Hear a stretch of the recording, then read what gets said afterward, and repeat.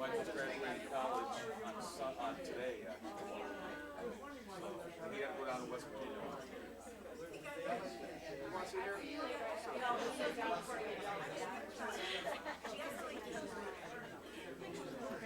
I just drove with her.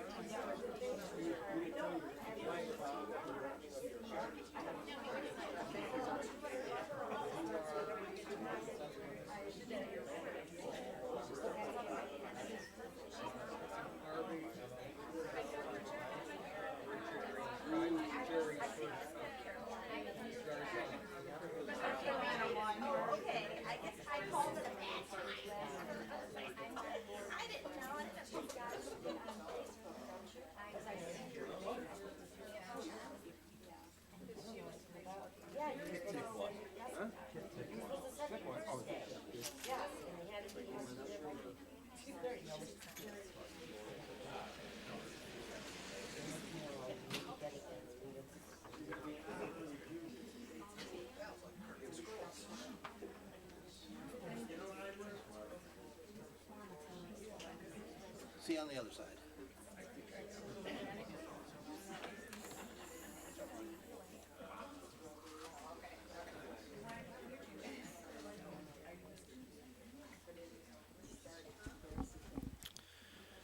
Baruch Dayan Ha'emet, we praise the Judge of Truth. If you have a cell phone, you might want to turn it off or set it to stun, so that, right, that's how old we all are, right? Understand the Star Trek reference. If there's somebody here too young for that, I'll explain it to you later.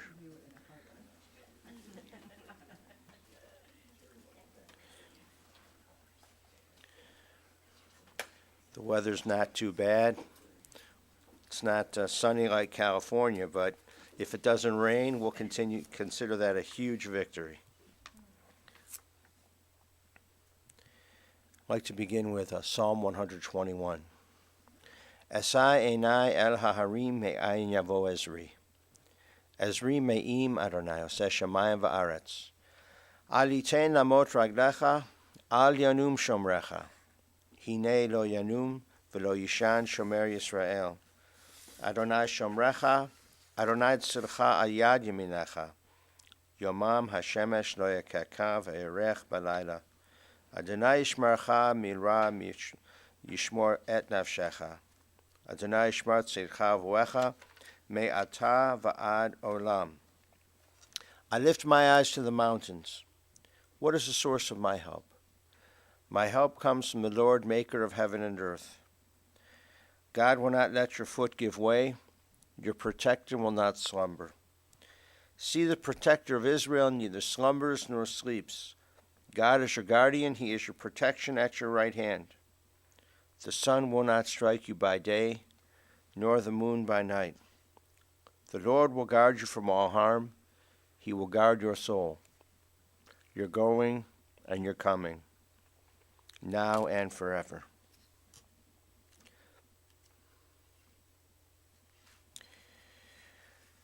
Death has taken your beloved Jerold Goldman. Friends grieve in their darkened world. In their silence there is lamentation. In their tears there is loneliness. Lost in their sorrow, may they find the presence of loving friends. Hear them, O God, and be with them. For Jerold's love that united many in life and which death cannot sever. For his companionship that was shared along life's path and which continues through the tenderness of memory. For the gifts of his heart and mind, which brought joy and happiness and is now a precious remembrance. For all of these and more, we give our thanks to God. It is a time of grief, a time of sadness, and so once again, we listen to the voice of our sacred scriptures from Sefer Tehillim, from the book of Psalms. It tells us of our kinship with the Creator, in light as in darkness, in joy as in sorrow, in life as in death. Together, let us join together in the 23rd Psalm in the English. The Lord is my shepherd, I shall not want. He maketh me to lie down in green pastures. He leadeth me beside the still waters. He restoreth my soul. He guideth me in straight paths for his name's sake. Yea, though I walk through the valley of the shadow of death, I will fear no evil, for thou art with me. Thy rod and thy staff, they comfort me. Thou preparest a table before me in the presence of mine enemies. Thou hast anointed my head with oil, my cup runneth over. Surely goodness and mercy shall follow me all the days of my life, and I shall dwell in the house of the Lord forever. It's a privilege to call forward to eulogize their dear father. Steve will come forward, and then Sherry will come forward to speak of him.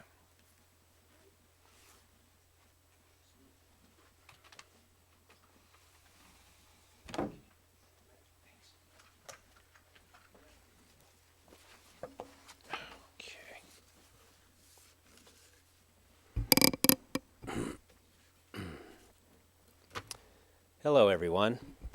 Thank you all for being here with us today. You know, I was thinking the last time I was in front of a lot of you here today was actually about 40 years ago at my bar mitzvah.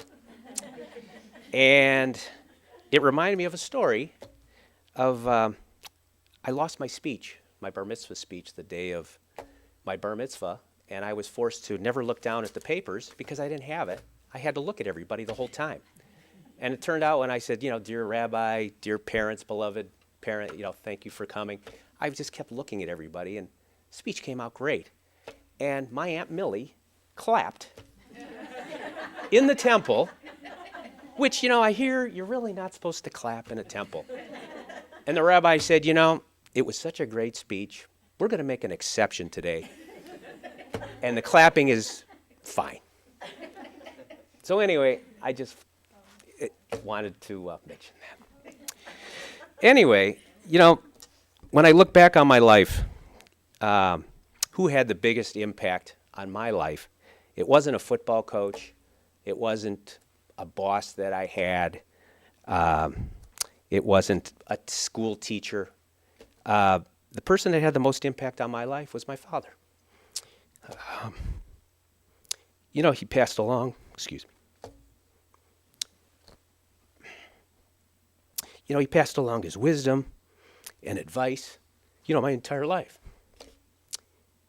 And, excuse me. And sometimes I took his advice, and sometimes I didn't, because I thought I was a know-it-all, and I had to find out the hard way. And I said, geez, he was right again. But being firstborn, I was lucky to inherit a lot of his qualities, many of his great qualities, and maybe a few of not so great quality, but most of them were very good. He had a wonderful sense of humor that I kind of inherited from him, and it always came easy to make people laugh, and I know I got it from him because he always made me, my family, anybody he came in contact with, you were going to laugh from his great wit and charm. He had a love of animals. His cats at home with my mom, they always loved their cats. Compassion for other people. He was always very considerate of other people's feelings. And, I'm just grateful, for the work ethic that he instilled in me, watching him work, when we had a Togo's restaurant and he was never too good to go clean out a garbage can, clean the bathrooms, whatever it was, he was this right there. Just his work ethic was just inspiring to watch, how hard he worked. But we never, as siblings, never got an allowance like everybody in the neighborhood. He said, if you want to make money, go out and rake leaves, go get a paper route, go shovel snow. whatever it was. And we're like, what? We don't get allowance like the kids down the street? No, go do something. And that was our work. He instilled, that was how our work ethic developed, by going out and doing it. And we love, making money. And I'm glad he did. But he didn't tolerate excuses. And being his son, you must be the best. You must be a cut above. As he worked his way up the corporate ladder, he was under an incredible amount of pressure. And he handled it with great, courage, as he took on all that pressure for his family and his livelihood. Whatever it was, he was always such a great provider. I was recently promoted to a sales manager just about a month ago, and he was a sales manager. And I got to tell you, a month before he passed, he looked in my eyes and he said, Steve, I'm so proud of you. And just to hear, excuse me.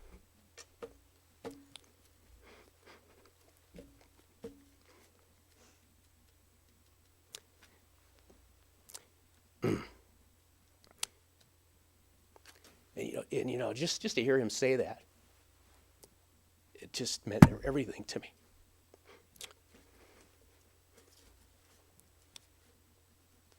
Excuse me.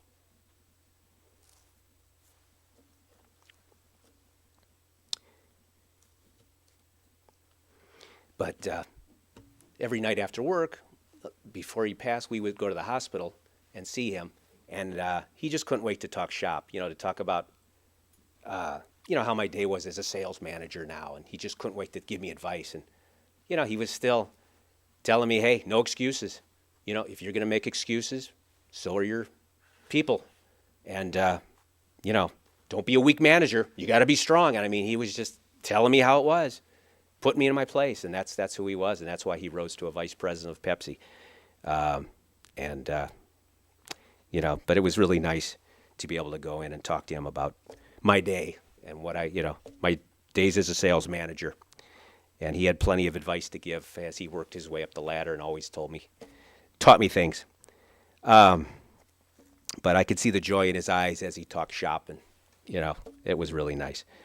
My father, he loved to listen to old-time radio. Some of you may know about Mystery Theater and Sherlock Holmes, and just loved to listen to all that. And me, as siblings, we used to pile into his bed, and he'd have this old radio next to his bed, and he would put on that Mystery Theater or whatever, and we would all just kind of sit there, pile in as kids, and just listen to it with him. That was just a nice memory. And now to this day, I'm turning on Mystery Theater late at night myself and going to sleep and falling asleep to it.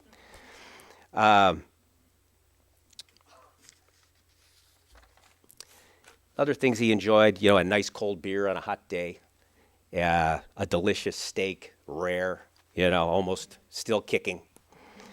The last couple years, we had a thing called Columbo Night, where every Sunday night I would make a crock pot meal, and I would take it over to Mom and Dad's house. We would watch Columbo, and yes, with the commercials. I have a DVR. It's tough to watch all those commercials, but I didn't fast forward through nothing. We watched all those wonderful, ask whatever those drug commercials were or whatever. And we just had fun watching Columbo. And my father really looked forward every week, couldn't wait for Columbo night on Sunday night. But after a while, we started watching repeats of all the Columbos. And we thought, we can't watch anymore. We know how it's going to end. And so we switched over to Anthony Bourdain, unknown. And he's traveled all over the world. And my parents, with Pepsi-Cola, traveled all over the world. Hong Kong, China, they've been everywhere. And so Anthony Bourdain had been everywhere. So my father loved that show because it started bringing back memories of all the places that they traveled, and had started pulling out pictures, albums of of their travels. And it was just great, great experience to go from Columbo to Anthony Bourdain. So it was a fun night. I worked during college at Pepsi, and being Jerold Goldman's son was pretty special. There were drivers that were on the trucks 30 years ago that knew my father, that was still on the trucks driving, and said, geez, your father drove when I was back in the 50s and 60s. I can't believe how successful he became. He was kind of one of us. He'd go have a beer and one of the guys, and boy, he just really became so successful working his way up to a VP. And forklift driver, when I was a helper, I'm walking through the warehouse, and a forklift guy comes up to me, and he says, I got to tell you something. Your father, as successful as he became, he always was able to, he still said hello to me as he walked by me, even though he was a vice president or sales manager, whatever it was, he still said hello to me. And other people that were managers walk by and not say a word. But your father was never too good for him. He never carried a sign around his neck. And he just says, I just want to tell you that. And it really made me feel good. And I always remember that.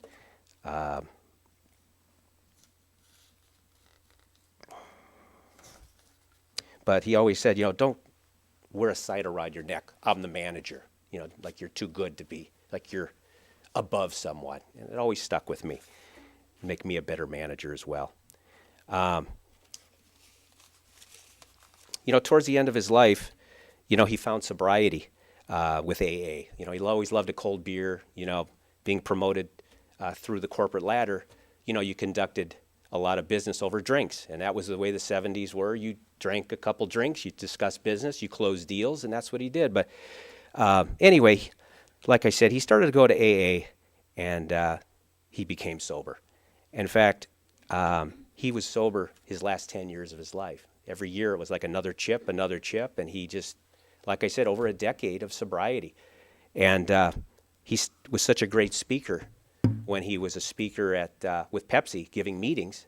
They used to always have him give the speeches, and he started giving meetings at AA. And he would travel around from AA chapter to chapter giving these incredible speeches talking about his life and, some of the destruction he did from, drinking or whatever, but, some of the good things and how he found sobriety. And he inspired a lot of people through AA.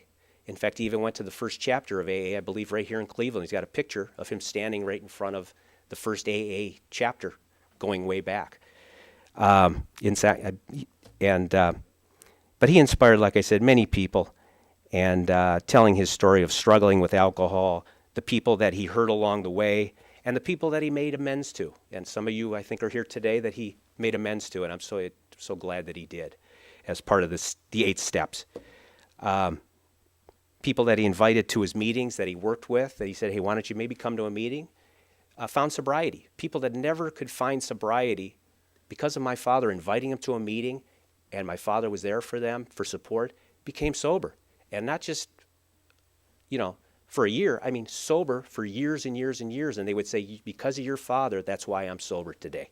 He would take phone calls late at night from people that just needed an ear, that they thought they were going to relapse. They would call my father and reach out to him, and I would hear him on the phone just talking them, calming them down, and they were okay. But that's what my father did. He was always a good ear, always there to listen anytime.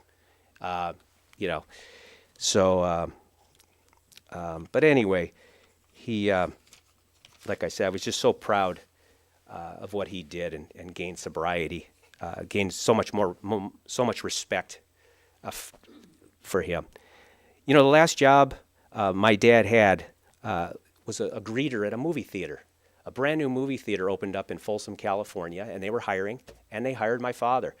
And it was the best thing I think that theater ever did. People that would drive an hour, they had a movie theater right next door to where they lived, but they would drive 45 minutes to his theater because they loved that Jerold Goldman, the greeter. They're like, how far did you get? I love this guy. And they were like, are you the owner? And they're like, no, I'm just a greeter. But he was, Mr. Charming, and hello, welcome to the Palladio Theater. And he would just, they thought he was the owner of the theater. In fact, the owner of the theater owned 9 theaters. But his theater, the movies always, when a movie comes out, there's a run, there's a peak, and then it goes away, and they bring in another movie. But his theater, the movies would stay in longer than the other 8 theaters. And the owner's like, what's going on? And they go, it's Jerold Goldman. He's recommending every movie, you better come back and see this. You better come back and see that. And they're like, okay, Jerry, I'll be back. So they felt all this pressure. I got to come back and see this movie. So his one theater, the movies would stay in forever. So, but that's the way he was. There was a girl named Paige, teenager named Paige. He would take her and spin her around and go, I just turned the page. I just turned the page. things like that. But he being around teenagers, it really kept him young at the theater. It was like a second family to him, and he passed along all his little advice and, his little sense of humor, and I think sometimes maybe he crossed the line a little bit, but that was my dad, He kind of didn't know where that line was sometimes, but, But anyway, let's see, lost my place.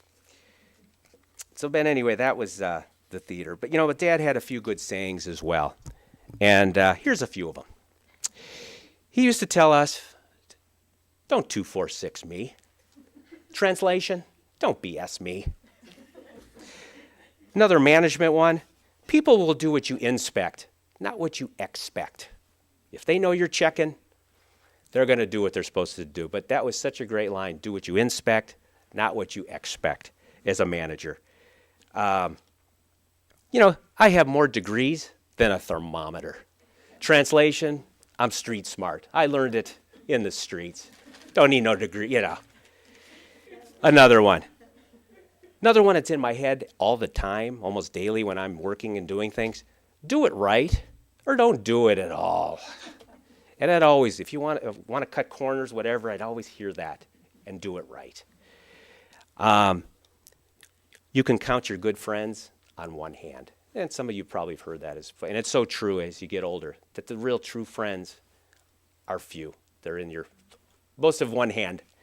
The fish stinks from the head down, which is so true. As a manager, if it stinks at the top, it's probably going to stink all the way down to the bottom. But, even though my father, now he's in heaven, he's always going to be with me. I'm always going to hear his voice.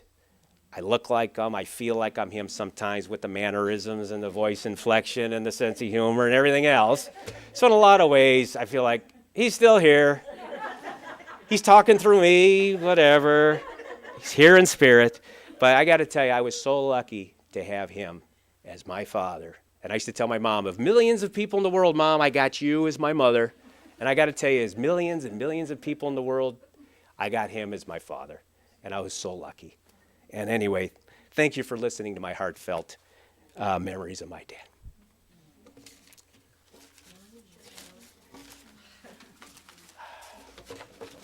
And you can clap, Aunt Millie, once again.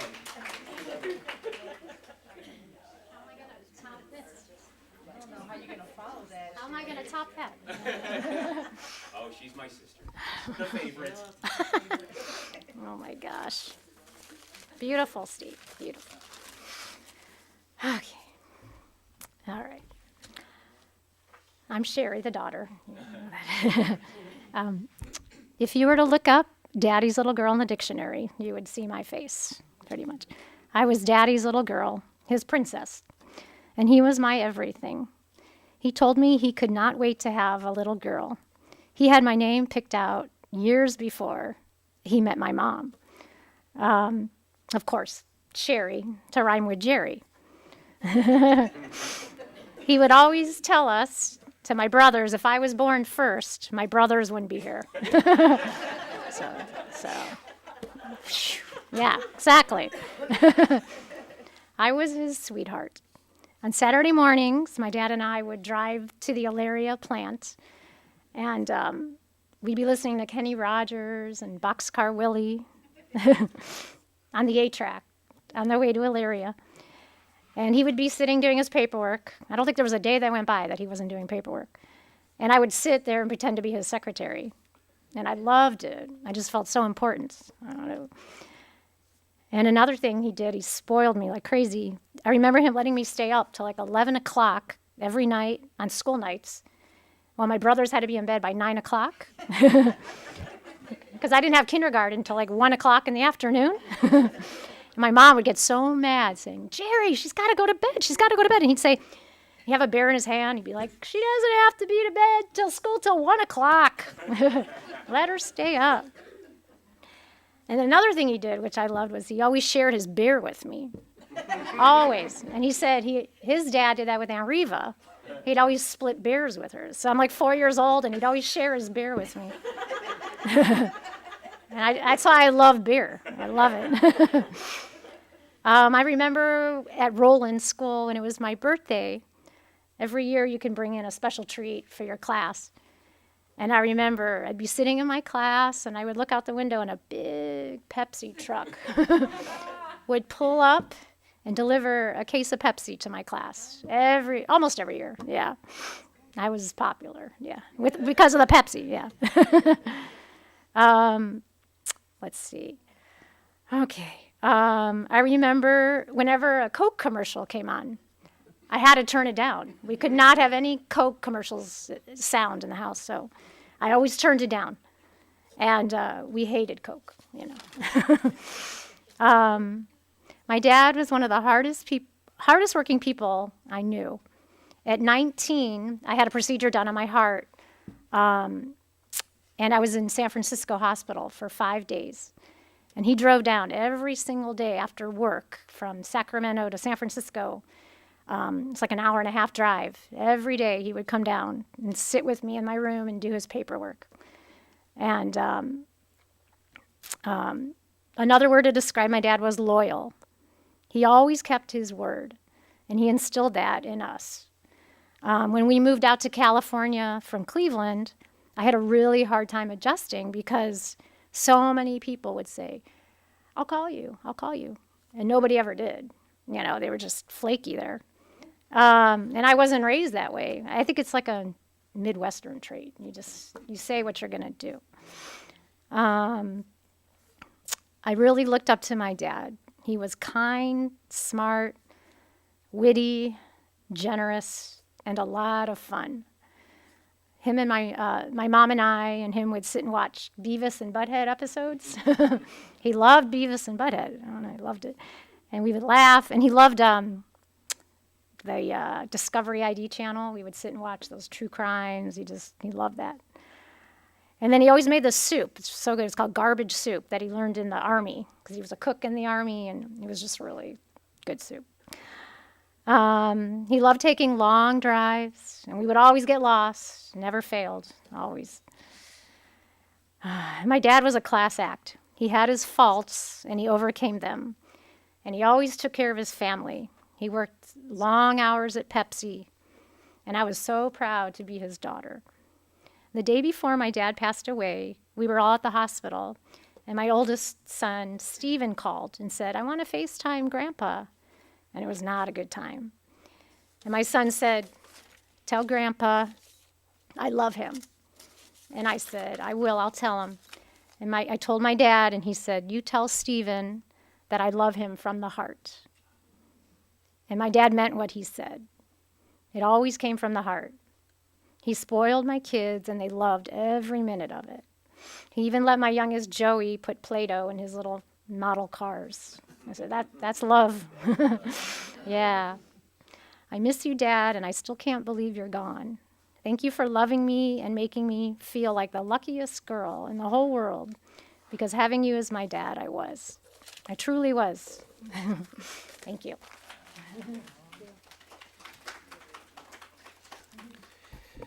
And to all of those words spoken as a prayer, let us say, Amen. So we gather a saddened throng to pay tribute to the life of your dear Jerry. Even though it's a profound sadness, it's also a celebration. It's a life well lived. We would have hoped it would have been longer, but only in good health.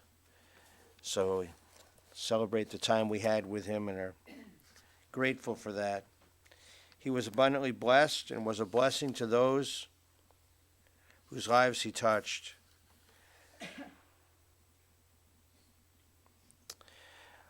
In conversation with Evelyn and Saul, it was a reminder of the next book in the Torah. Right now we're in Leviticus. The next book is Bamidbar, Book of Numbers. And the Torah portion begins with a census count to count and establish the number of adult males available for military service, the number of Levites that were to carry and schlep the parts of the tabernacle through the wilderness. And as you read this section in the Torah, most people are bored by just the numbers and the names. I mean, why so many names? Why so many numbers? I mean, can't there be something more interesting? But there's a tremendous teacher here, Rashi, an 11th century commentator from France, gives a tremendous insight. Rashi teaches, counting the people as a measure of God's intense love for each person. You don't count things, and you don't count people that don't matter. You only count people and things that are important. People who are precious to you are the ones you count. And so that's the insight that brings us here today. We count and recount the life of your dear husband and father and friend and relative and grandfather. Jerry was born here in Cleveland, July 5th, 1938. His parents of blessed memory, Saul and Rose. He's survived by his older sister, Reva. He graduated from Shaw High School. He loved to play football. He went to the Army. You heard he was a cook. Went to the Army afterward, and he served for 2 years. And Evelyn shared the following. She said, we met at a Jewish dance. He had just come out of the Army. I was very fortunate to meet him. We were both 20 years old. And I saw a picture from Saul. That's a great picture. We were married April 8th, 1962. Rabbi Herman did it, and we were married at the Golden Door Restaurant in Mayfield Heights. We weren't members of a congregation, so we did it at the Golden Door Restaurant. I have so many happy memories, you said. It's a sad time, but we'll be together as a family. I miss him so much. He was a good husband and a good man. Jerry and Evelyn shared a life of 57 years. Just recently was their anniversary. Blessed with 3 children, Steve, Saul, Saul's fiancée, Monica, Sherry's husband, Stephen, and the grandchildren, Joey, Drew, and Stephen. And you heard all about the work at Pepsi.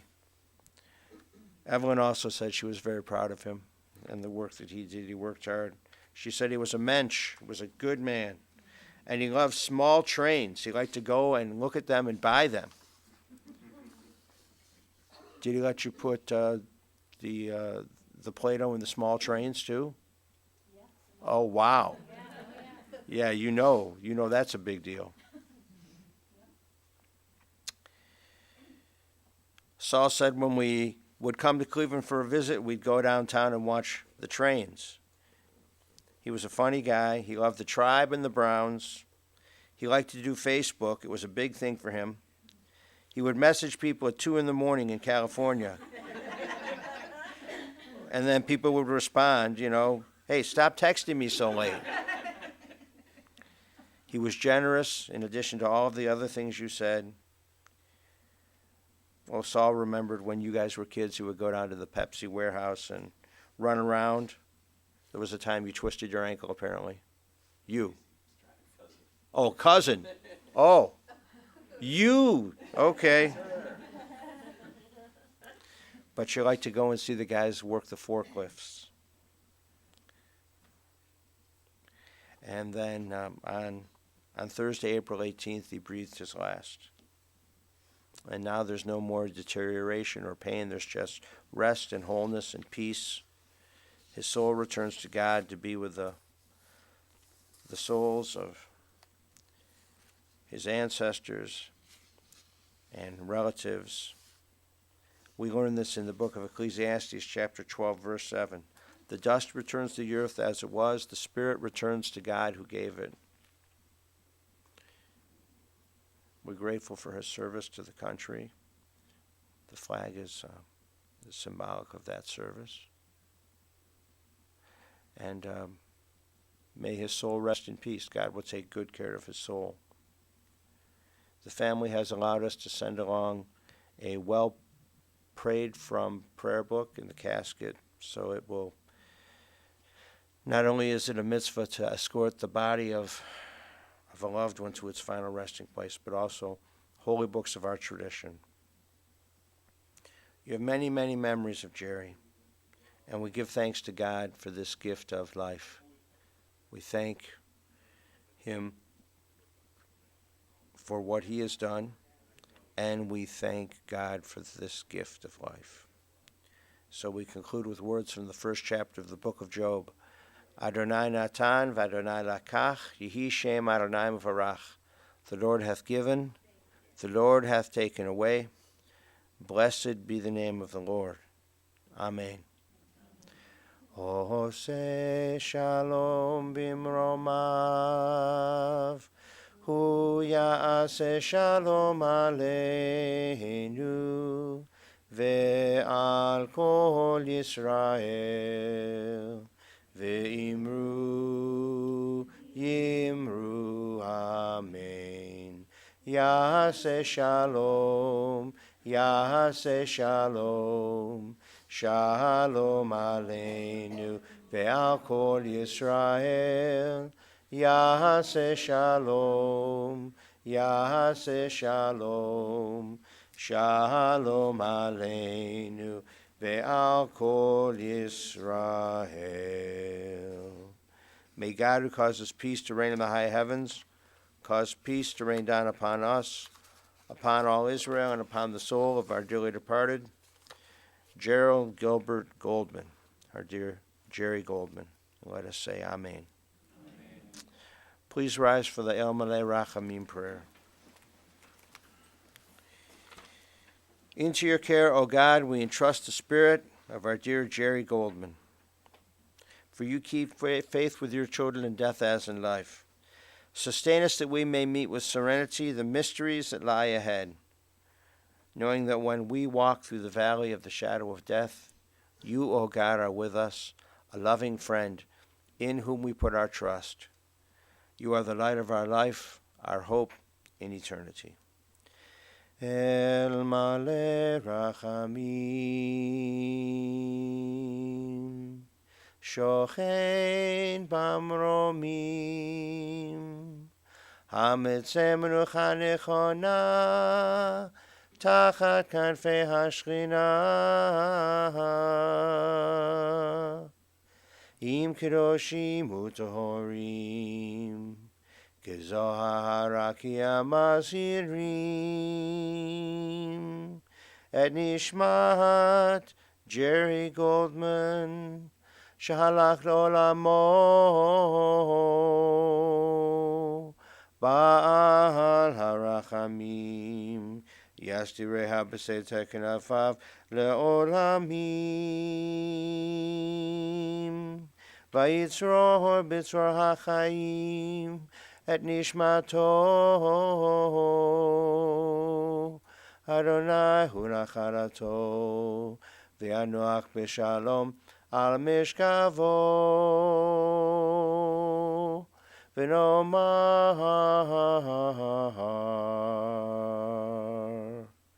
Amen.